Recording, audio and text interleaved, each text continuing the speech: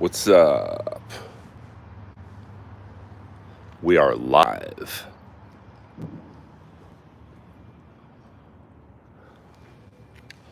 Kind of a dangerous nighttime walk. This park has been known to have gang activity late at night, but I'm feeling it.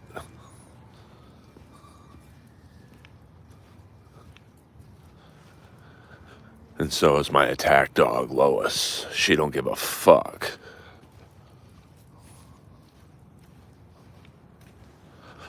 Closing out the main room tonight at the Comedy Store.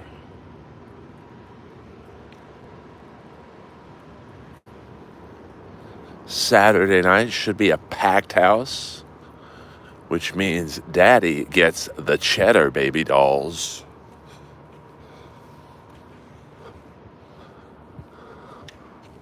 Whoa.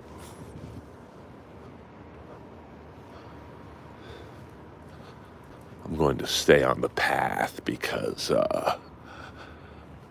there are some undesirables lurking in the shadows here.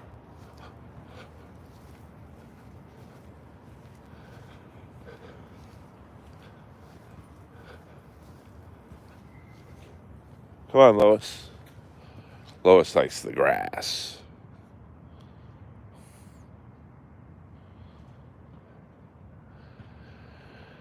And then while I'm on stage at the Comedy Store for about an hour, I will put the little baby in the car. Yeah, I bet it does, AC/DC. 4 people watching and not one like. You guys are outrageous. Big hockey weekend. We have got the NHL draft, which was yesterday and today. Yesterday was just the first round. And then today they just blow it out. They don't even call people to the stage. They just, all right, Kings, who do you want? Kings also did a trade today. A 2nd round pick next year, I believe. And a 4th round pick this year to the Tampa Bay Lightning for Tanner Jeannot. Jeannot, I kind of like the trade. Hello! Jeannot's a pretty tough dude. I wouldn't call him a heavyweight fighter, but he is absolutely a guy who will take on anybody, from Ryan Reeves to Tom Wilson to Matt Rempe. Oh, they do. There have actually been a lot of muggings in this park, which is why it's so well lit now. Well, I mean, come on, Lois, let's go. She loves the grass. This is kind of a dangerous park because it's, we got a dude over there. It's not Hollywood, it's not West Hollywood. It's in that in-between part. It's right next door to the Grove. The Grove is right over there, which has really nice shops and shit, but this whole park is like homeless people. And they sleep here at night in the darkness. And kids, I don't know if they're gangs like Crips or Bloods, but, it's hoodlums, as you would say. What up, Mason in Portland? But I had a comedy show earlier, and not enough time to go home, so I thought, you know what, I'll walk Lois. There's a softball field right here. You can't really see it, but it's in there. You can kind of see it.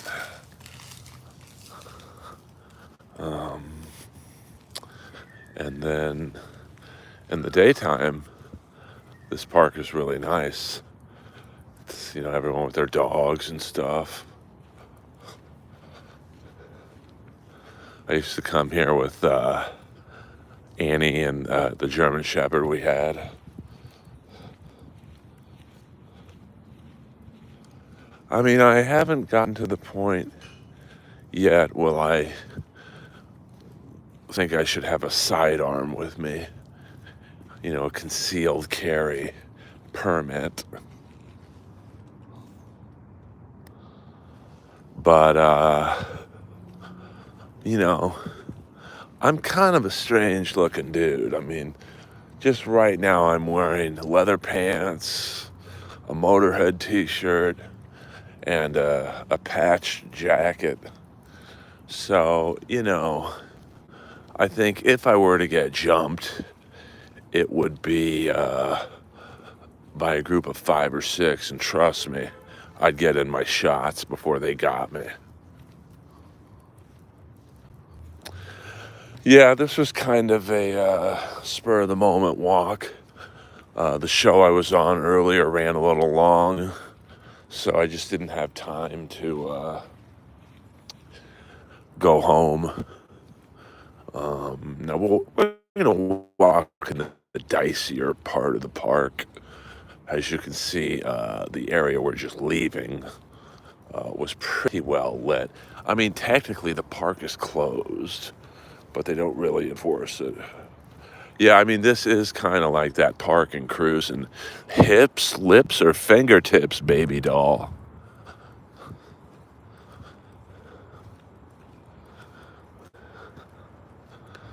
I mean, it's been pretty hot lately, but I'd say right now it's about 60, maybe 55 degrees.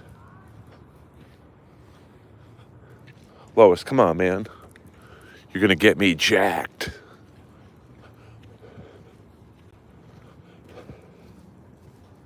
What up, William Zoom? Just doing a nighttime walk with my guard dog.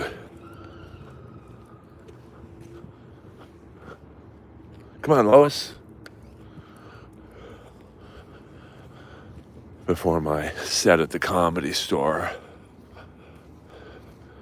Now here, as you can't really see it, but just over there is a beautiful soccer facility.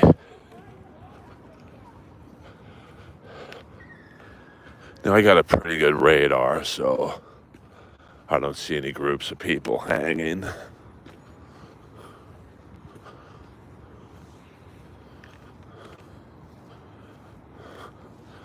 See a dude over there walking briskly. A little suspicious, but I'm sure he. What up, Ashley? I'm sure he's gonna look at me going, "Who the fuck is this guy?" Lois, come on, man. Move out.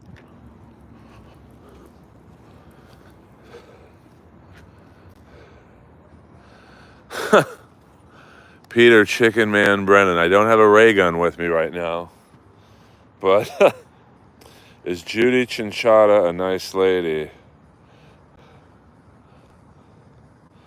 LJ bumping you tonight. I mean, I don't know. Thank you very much, Peter. I don't really look at who's on the lineup.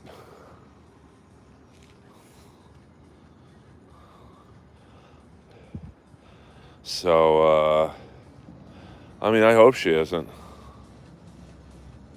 The funny thing is, when I walk Lois in West Hollywood in the daytime, Leslie works out at this private training gym. And I know she sees me walking Lois. So, she just kind of stares at me.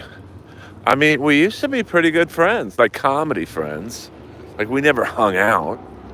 But, so it kind of bums me out, but,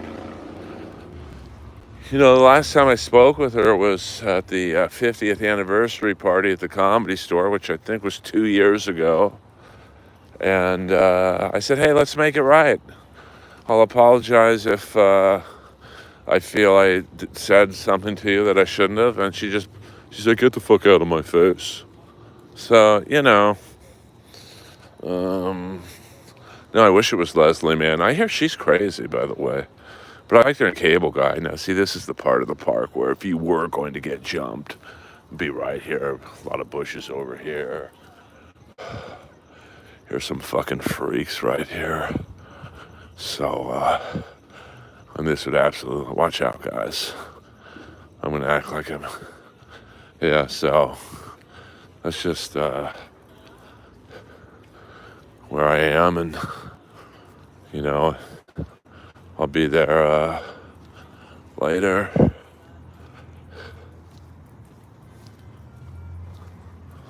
I mean, like that, well, let me wait till we get a little farther down.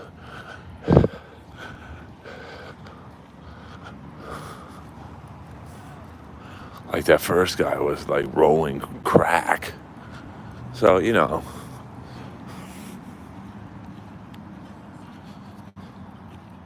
In hindsight, okay, we got some people down there listening to music, smoking the marijuana. Well, but I could tell they're not trouble. Lois, come on. We're not going down there.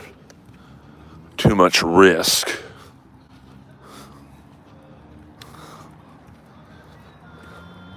Oh, let me answer your question, Peter. Is Judy Chinchada a nice lady? I really want to know who you are, but I don't. She's always nice to me. I mean, she's completely insane. She's in her late 60s and still thinks that she's going to make it in stand-up, which is fine, but she's literally not passed at one club in the city. And she's passed at the Comedy Store. But, you know, Mitzi back in the day, she would pass people almost as a joke and put them up and to watch them struggle. Bushman, oh,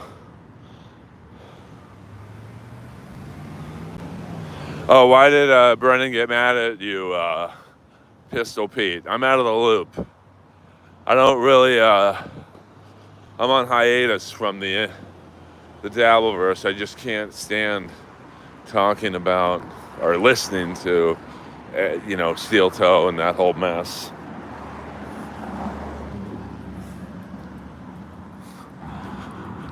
Yeah, but I mean, I would say, like, I've only seen Ray do stand-up once, and to be honest with you, I wouldn't call what any of us did at Hackamania stand-up.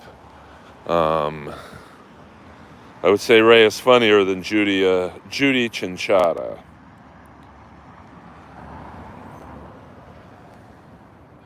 I mean, you know, listen, this park is not the safest thing to do at the moment.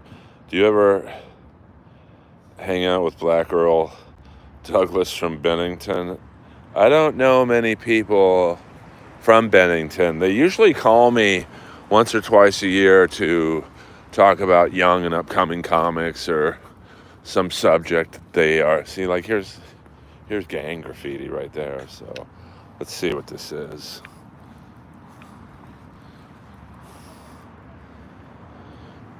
Like, I don't know what that means, to be honest with you. So hopefully I get out of this park alive. If not, I leave all my worldly possessions to Lois. I mean, she was pretty good. Thoughts on Kill Tony? Well, if you would have told me 5 years ago that Kill Tony would be playing in arenas, I would have told you you're fucking nuts. I mean, my first time paneling on the show, it was in the belly room. All right, watch out. It's in the belly room, and oh, come on, Lux. And what's up, guys? And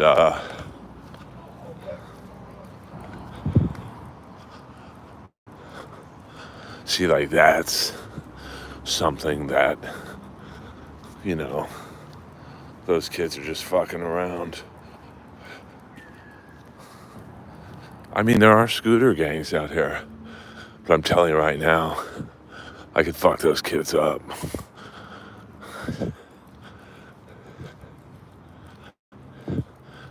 I'd hit one and charge the other two, pick up Lois and run like a motherfucker.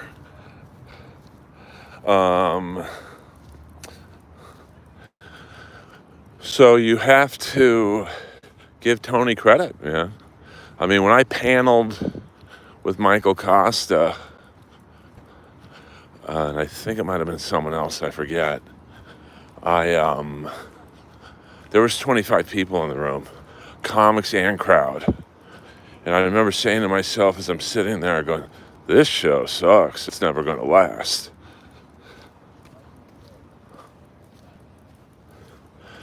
And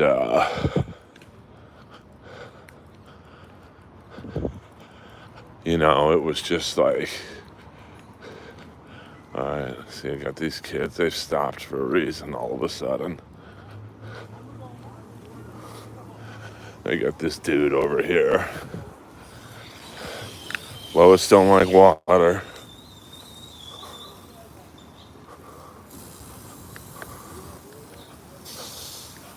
All right, they seem pretty harmless.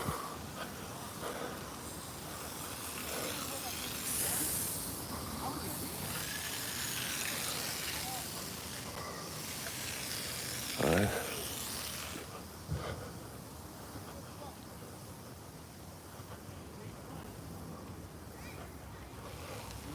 Apparently these kids have upset this guy. I might have to step in as this guy's second. This guy's definitely walking with a purpose. So, you know, to answer your question, bro,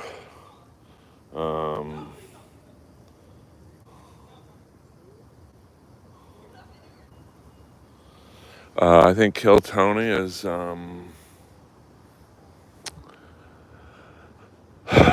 know, I understand why it's successful. I think it's a little bad for comedy because, you know, it's teaching people how to do comedy in 1 minute. And listen, whether you like Tony or not, whether you like the show or not, whether you like Red Band or not, the bottom line is this. You get a following from it. So, like the regulars, hold on, let me stop and see. Well, yeah, I mean, well, this guy seems to be chasing after those guys. I've done my security assessment. I think I could beat the shit out of all three of those kids, but who knows, man? They might have a fourth I don't know about.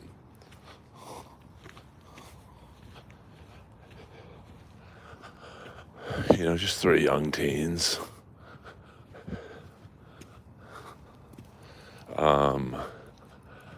So, you know, you're getting a following, but you're only doing 1 minute of stand-up.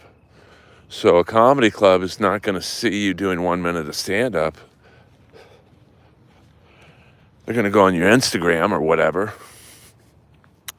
and they are going to see, oh, so-and-so has 80,000 followers. Let's headline them. And then, you know, you go to this comedy club, your first show, Friday night. It's probably sold out because it's, you know, just it's the only thing to do in that part of town. Look at Lois, she's just running. And, you've literally probably got maybe 12 minutes of material. You're going to be scared, as you should be. Probably your first time headlining. And then you're going to do those 12 minutes that you do have in about 6 minutes. And then you are contractually obligated to do another 54 minutes. And that could seem like 7 years.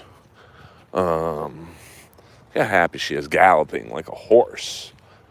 So, I don't know of one Kill Tony comic who has a solid hour. But, that's the deal. You sign up for it, and it's on you.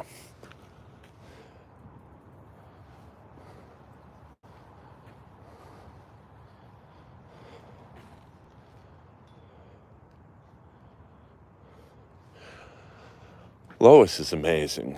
She does have short legs. Yes, I will see Steph Tolev in about 20 minutes.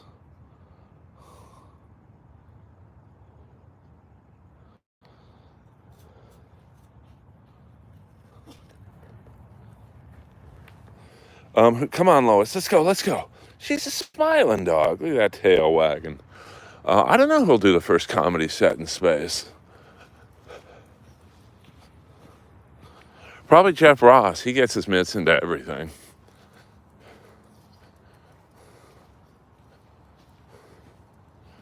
Lois is the best.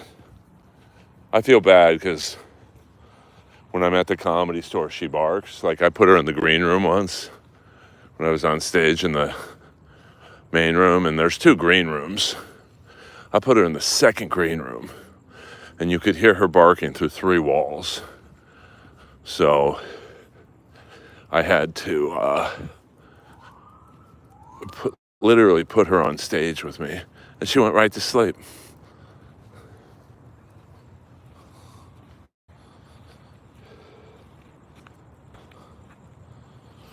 My opinion of William Montgomery.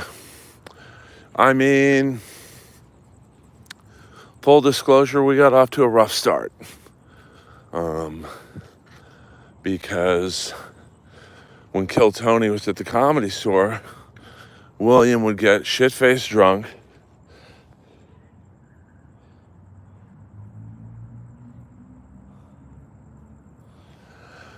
and he would interrupt. On Mondays at the Comedy Store, it works like this. From like 7 to 8:30, you've got the open mic for comics just trying to get a foot in the door at the store. And then you've got what's called friends and family. So it's associates of the store who are just, trying to get any stage time they can at the Comedy Store. And then you've got the employees who are all comics, probably about 25 employees. They all go up and do 3 minutes. And then the paid regulars, like myself, Henchcliffe, whoever. What up, Teddy? They go up. And, Kill Tony was in the other room. And so William, by the time the paid regulars would go up, was pretty drunk. Probably had at least 4 to 5 beers in him. And so he would heckle the paid regulars. And I got into his face once. I'm like, hey, motherfucker, Kill Tony's over. You're an audience member now. Don't make another fucking sound. So, I didn't like him at first. And then I think the first time I went to Austin,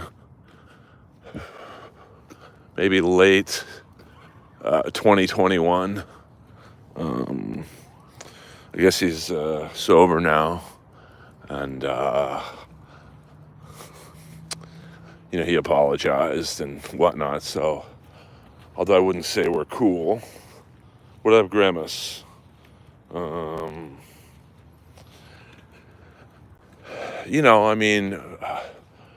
say this with no beef or malice in my heart. I think he's funny for the first 5 minutes, and then it gets a little rough. But I feel the same way about like Larry the Cable Guy. It's funny for 5 minutes, and then it's like, okay, it's a little one note for me.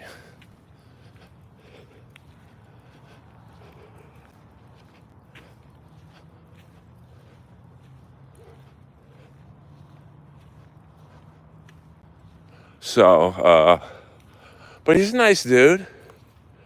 I mean, but he's another one, like, he's been trained to do comedy in such a short chunk that I doubt he has an hour.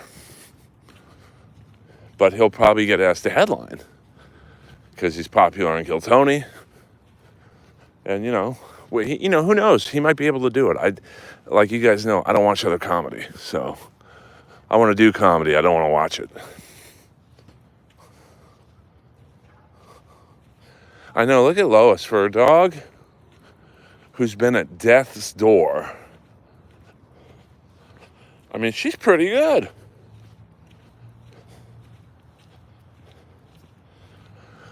So that's, I hopefully answered your question. I've had to follow Steph Tolov a couple times. It's hard. It's no joke. Lois, you want to run around? Let's see if I can get Lois to run. Lois, hey, come here.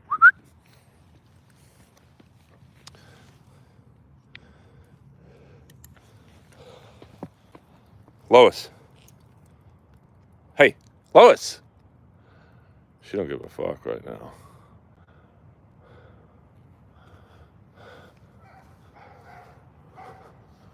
That sounds like a pretty big dog. So I better keep Lois close to the vest. I've never worked with Nick DiPaolo, but I hear he's a great guy.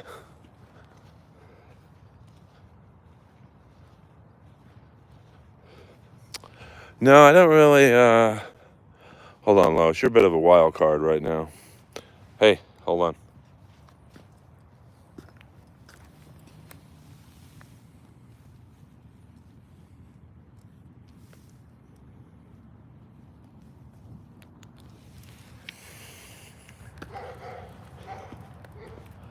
I hear a large dog over there. But I wouldn't mind working with Nick. But he's one of those guys that, like, he's an East Coast guy, I'm a West Coast guy. And frankly, I'm not really a name. So for me to go to New York, it would have to be something like I got Gutfeld and then I wanted to do a set at the Stand or something. So, and I'm sure he feels the same way. I mean, he's more known than I am. But I'm sure for him to go to Los Angeles, he'd have to, like, headline, I don't know, the La Jolla Comedy Store. I don't even think he's passed at the Comedy Store in Hollywood, but he probably doesn't care about that. He might be, I don't know, though.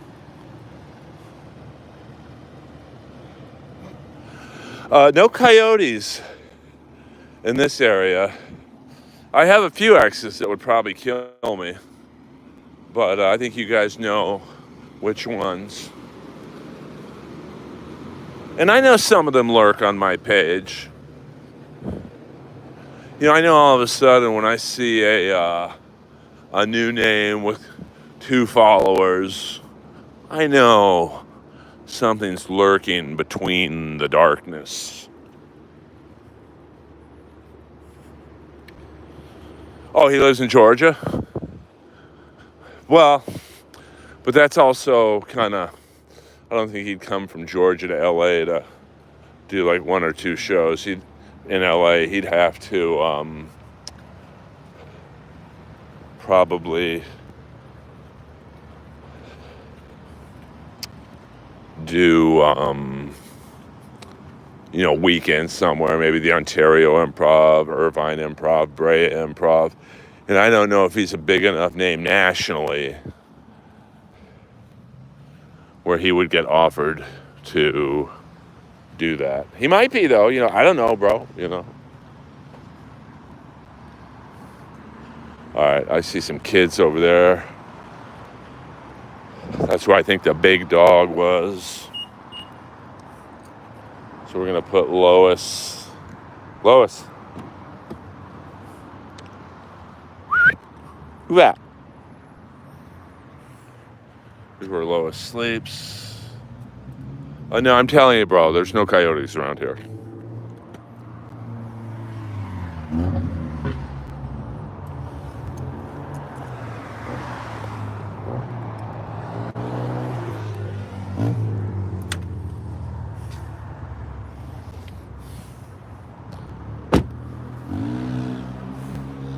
Thank you guys for watching.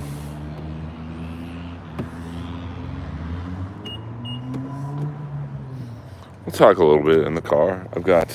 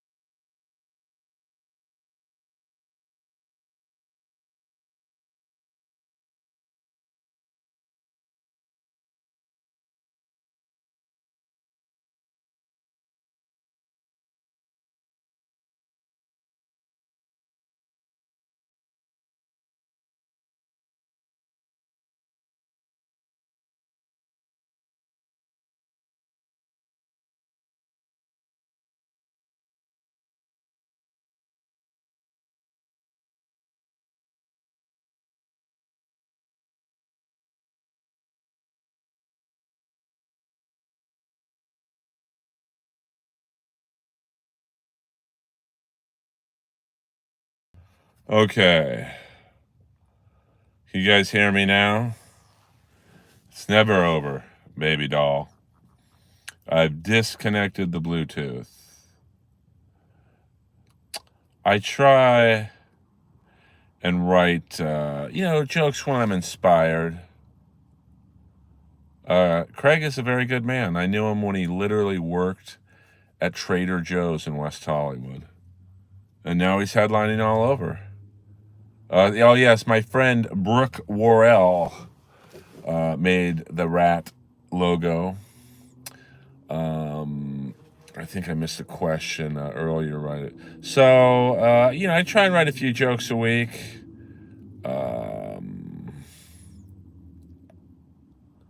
No banging in. I don't know if I'm rich as fuck, Kirkland. This is a BMW X3, but it's the beginning model. Like Leslie Jones has the Fat Daddy 100+ grand model. So Chad came up to me one night at the Comedy Store and said, "Hey, I'm the fake Jan Michael Vincent." So that's probably about the best story I can tell in terms of Chad. Hit the like button while you can, baby dolls. Thank you to Peter Chicken Man Brennan for a late night super chat. See ya, Floor. Take it easy. Trader Joe's like the Cosby dude. Yeah, I mean, you never know. I mean, Craig was working at the Trader Joe's in West Hollywood, and I'm sure he got discovered there. Yeah, but if you look up, it's so funny, the account. Earl is worth about 2.5 million. That's probably a little more than that, to be honest with you. But it's all paper. It's all paper, baby. I have investments, properties. I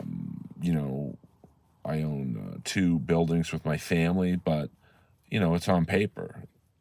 I can't walk into a restaurant and go, "Hi, I own a FedEx building. I'd like to buy a burger."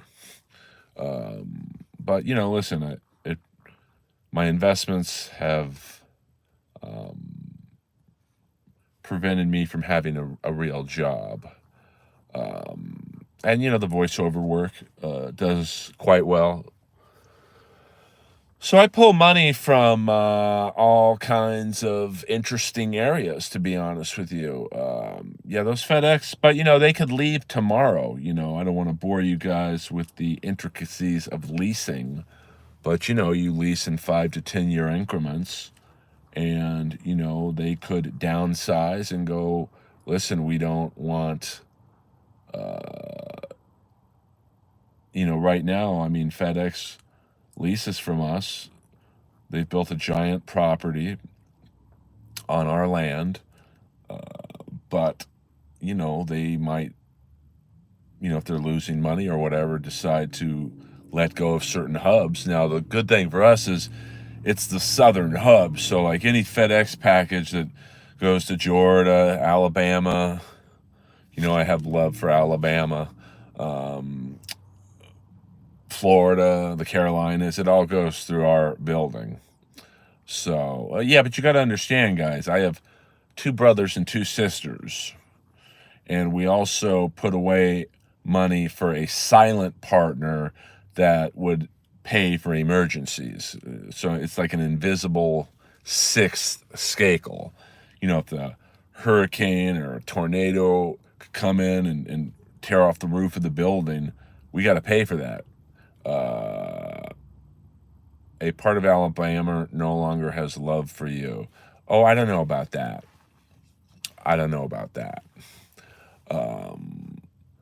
But yeah, but they could downsize, I mean, you can, they could say, well, we'll just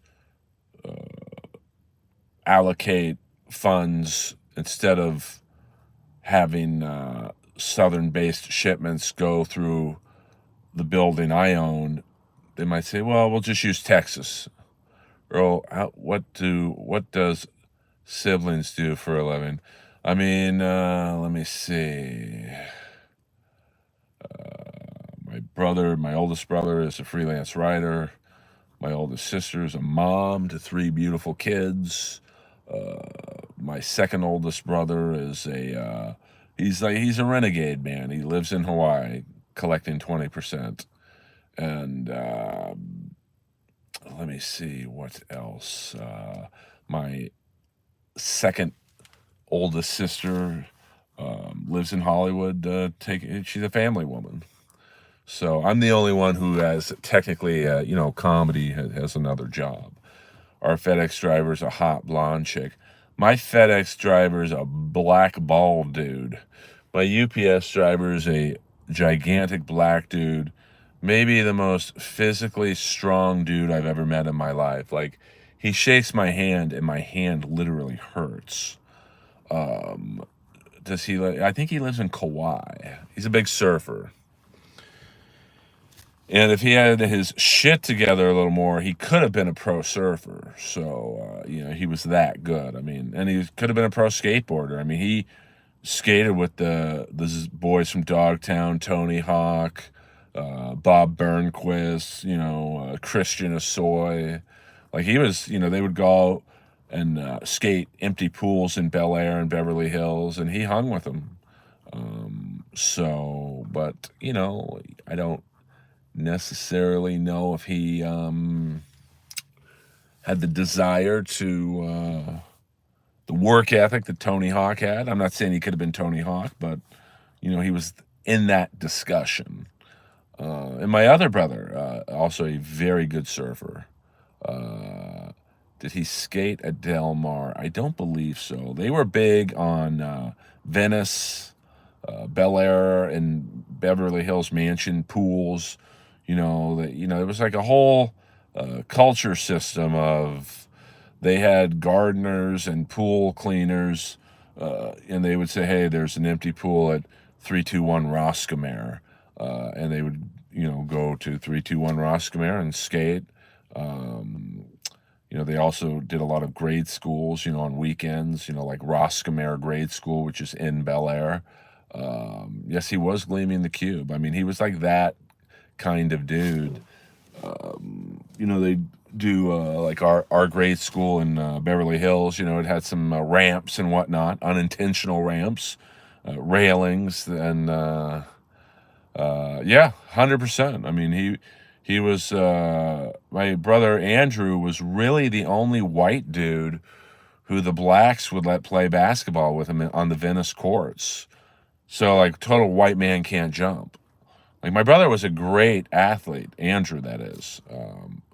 So you know, like he had a tryout for the Rams in the late, what was it, the late 80s? Yeah, I think it might have been the late 80s, early 90s. As a receiver. No, he didn't make it. He didn't come close to making it, but like he got like relatively pretty far along in the process. Yeah, I mean, there's a lot of good skate spots in Westwood if you know where that is. A lot of great.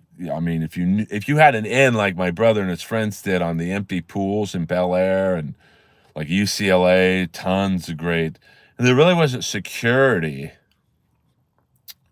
in these places in the 80s. So, you know, you could go to UCLA and skate on the track, you know, that they had like a football, Drake Stadium, I think it's called. And you did great skating there. Like you could skate up and down the stands. You know, they had the rails so people could walk down. No, well, he played college football at SMC, junior college. He did not go to like a regular college. So, yeah, I mean, it was really fun. I mean, I remember when me and my friends would fucking be like that scooter gang we just saw in the park. We would be like that, but with mongoose bicycles. I mean, yeah, I mean, I would say Heath Ledger was a good good Joker. I mean, I kind of liked Jack Nicholson, but you know, I also think that's a generation thing.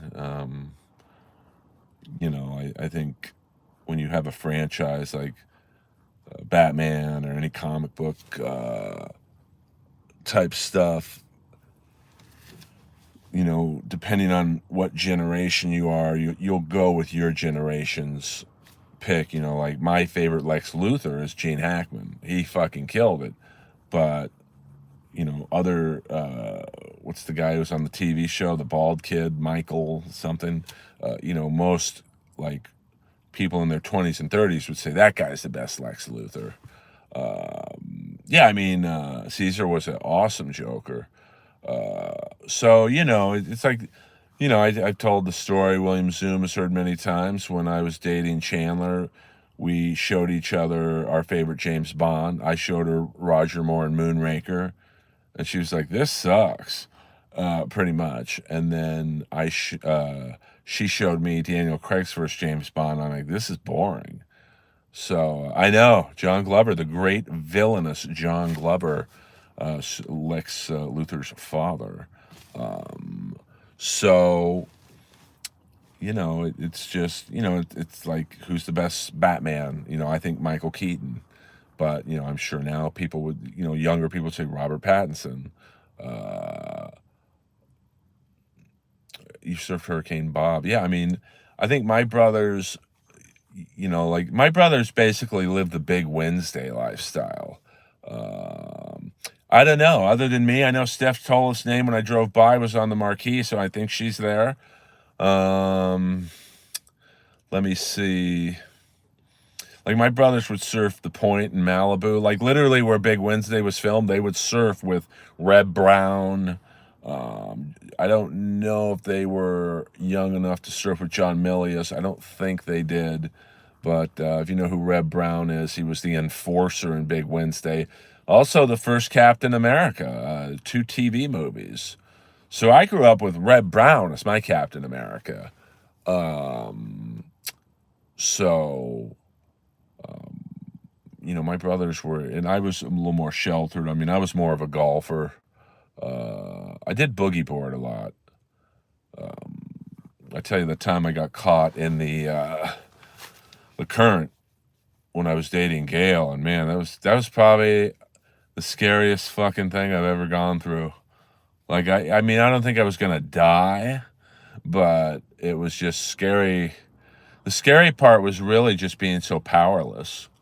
Like, I literally was doing everything I could. And the lifeguard, I was going farther and farther and farther out. And the lifeguard finally got me to swim to the side. I was swimming straight into the current. I was going, it was like it's the craziest thing. And Gail's yelling at me. And then I finally figured it out. But yeah, I mean, a riptide, Rudy, is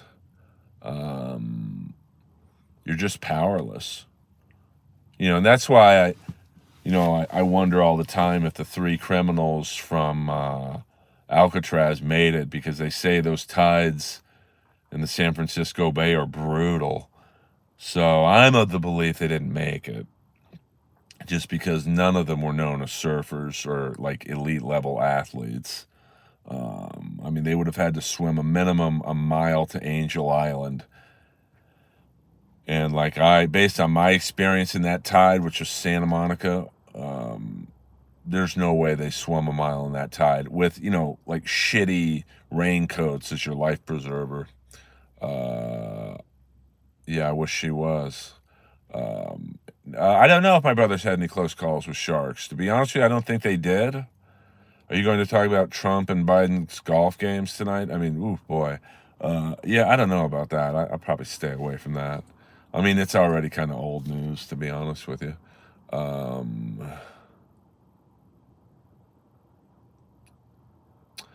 I mean, who knows? I mean, you would think if they made it, let's say the three of them made it. Now, that's Frank Morris and the Anglin brothers. There's no way that three guys who were career criminals, in my opinion, would not have been arrested again. But, and I've heard someone other than you, William, told me that they basically, well, we're completely in the dark now. Sorry about that. They just turned off the lights to the park. So this will be Earl in the dark. Now, maybe they did make it if they literally hooked on to, say, the boat that it was picking up another prisoner. I could see that happening. But, I mean, I just don't believe I just believe the three career criminals, at least one of them would have been put in prison again. But, who knows? Oh, you can still see me? Okay, cool. I'm sure people watching this tomorrow, if they do watch it this late into it, are going, what the fuck? Next debate should be Trump versus Biden golfing. I mean, I've seen Trump play golf. He sucks. And Biden is so frail and weak physically, I can't imagine him being a good golfer. But that would be funny. They should do that just to get back in people's good graces. It's not like Trump won the debate. It was more Biden lost it. Yeah, no, I know what you're talking about, William. They didn't really look like the Anglin brothers to me, but how the fuck did they get to Brazil? Of course, we're talking about the Anglin brothers right now, for those of you going, what the hell are Earl and William talking about?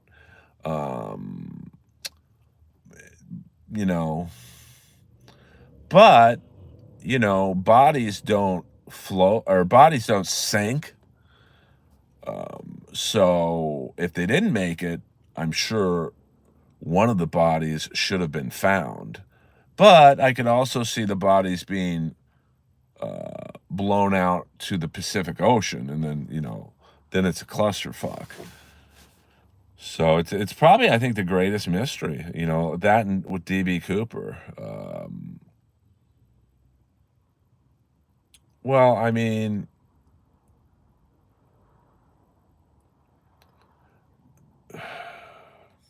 I don't know. I mean, I think it's Biden. It's too late to switch. There's just too much stuff that has to happen. I mean, the funny thing is, now Biden, I don't think Biden's team wanted anything more than one debate, but now they probably do want a second debate. So who knows? I mean, it's a shit show. It's really not two great choices, to be honest. But there's literally nobody left. I mean, my cousin RFK Jr. literally gets like 5% of the vote. Oh, it would have been great to see him on that debate stage. He would have fucking stirred the pot, baby dolls. We got a light coming. What up? What up? What up? I mean, this park is a little riffy. I don't know if I'll walk this park again this late at night. But we got 10 more minutes, guys, and I has gots to get to the Comedy Store. You like Kamala? Oh, yeah, he's my favorite wrestler. Yeah, of course I'm wearing leather pants. I mean, but there's some steps. It's not just as simple as Biden saying, all right, I'm out, and then Kamala steps in. Like, she's got to get the delegates. So, if Biden is going to step down, it's got to be now. So for the next 2 months, Buttigieg, Harris, whoever else would be in the mix, it's still in the delegates' hands. You just can't hand it to Kamala. Yeah, he really is, Leo Gunn. And I think the thing is, Trump is, they're basically the same age. That's the crazy thing. And whether you like Trump or not, and he's certainly not eloquent, but he doesn't act 78. Like, Biden looked 81. Like, it was like watching, I felt sad. Like, I don't like either party, really. Even though I voted for Trump in 2020, I'm not like a super fan of his. But, I mean, Biden just looked lost. So, yeah, he acts 15. Earl got a cruiser, checks him out. Earl, would you join the rich dude going down and his sub to the Titanic wreck? And fuck no. I just think that, those adventure guys, they just think they got so much money that nothing is ever going to happen to them. And, like, when you're going down that far, it's literally untested and uncharted territories. So I'm good. I have no desire to go to the moon, go to space. I'm happy here on Earth. Stand-up comedy in Hollywood is an adventurous life. So, I'm good.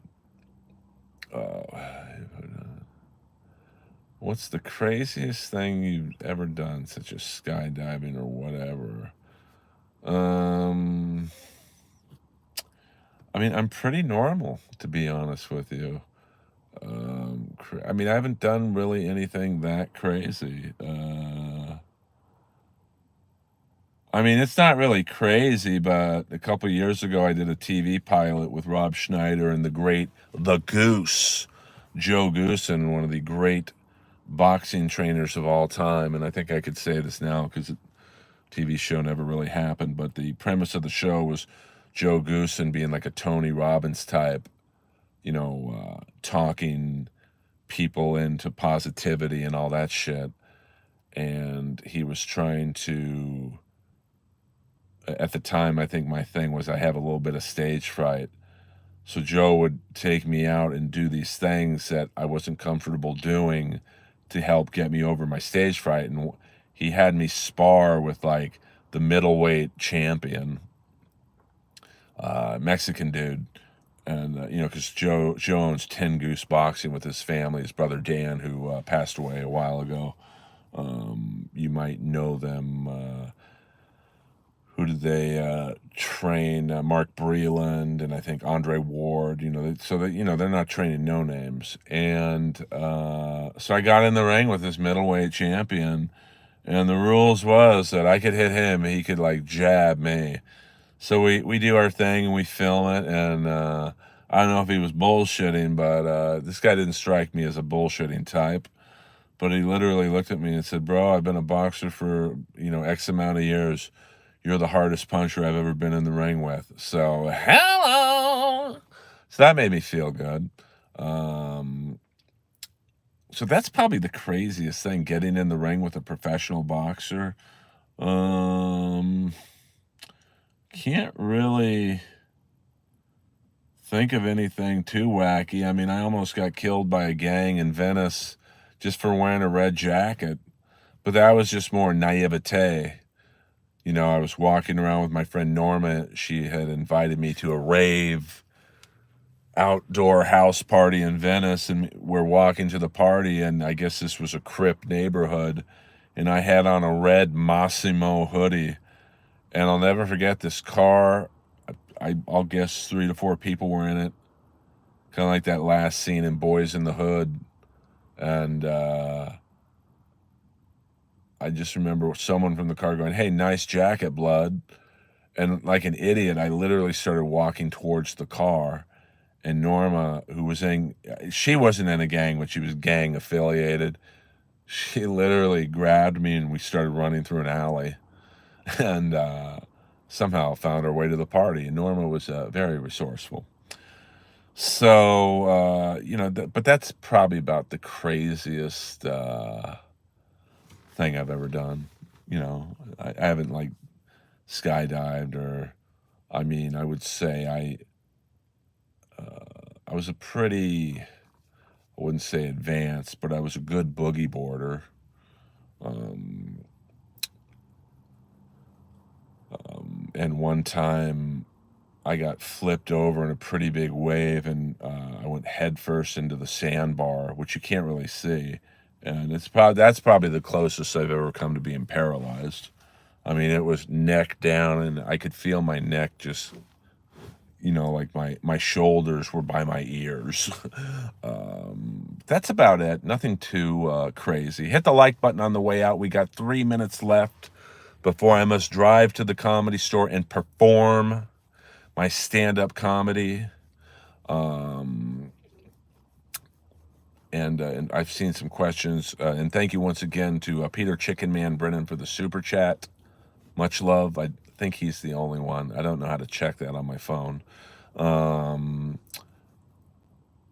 Ever do a stooty? I don't know what that is. Did you mean for her at the taco stand, the Pac-Man in colors? I mean, well, it's funny you say that. She worked at Sports Connection at the snack bar, and I worked at the front desk. So she was very much like Maria Conchita Alonso in colors. So what up, Big E21? I hope I'm saying that right. Earl, you did beat K. Trevor Wilson. That's a huge deal because he's a touring Canadian great. Happy Canada Day, Earl. I did beat K. Trevor. I'm more proud of beating K. Trevor Wilson in Canada than I am Jimmy Carr. And yet somehow I never saw the show again. Standing on the boogie board. Oh, sorry. Yeah. I mean, it was pretty dangerous. I remember being very scared. Like I was paralyzed with fear. I remember, so I got flipped upside down in a pretty big wave. I would guess this wave was maybe a 5 to 7 foot wave. I don't really remember, and so it just flipped me upside down, and I flew into the sandbar neck first. So, and I'm being thrashed around. I could still see the visuals in my head. And I remember being scared to move because I thought, fuck, what if I can't move? But luckily, I was very lucky. I did not. Imagine Jeff Ross and Schaub pulling up next to you saying nice pants. Anything's possible with Jeff. I mean, he's a survivor. You got to give him that. Schaub, listen, Schaub has always been cool to me at the store. He's not up there a lot, to be frank. So, I got no beef with him. I mean, listen, the first special was horrible. I never saw the second special. And, in terms of Jeff, I was friends with him, but, I speak my mind. And, I'm not going to bore you guys with that shit again, but Earl Skakel in the house. Sean Penn was doing Preacher Curls and Colors movie, which listening to Mellencamp's When the Walls Come Tumbling Down. What do we do for Canada Day? Play hockey, I guess. Go over who your free agent picks are going to be. You know, free agency is Monday. Let's get it on. Jimmy Carr is a UK fancy. K. Trevor Wilson is a great, but not great enough for Earl. Why don't you tweet that to Jeff Ross? See how that grabs him. You know, I mean, it is weird to me that, you know, you literally beat, and not K. Trevor Wilson, Tom Ballard is an Australian legend in roast battle. I mean, in the untelevised season, he killed Hinchcliffe, pardon the pun. And, you know, so you think beating Tom Ballard, beating Jesse Joyce, Comedy Central's #1 roast writer, beating Carr, I mean, losing to Tiana, and I thought the battle could have gone to overtime, but, you know, it was never going to get to overtime with Jeff judging. And then K. Trevor Wilson, like, and I never see the show again, but 3 people I beat got all 3 seasons. Tell me how that makes any sense. And we'll leave on that. Earl Skakel, hit the like button, the notifications, subs, whatever. Watch the shorts, anything. You know, if you can't super chat, totally cool. Thank you, William. You know, there's many ways to help. Earl Skakel, over and out. I'll see you tomorrow night.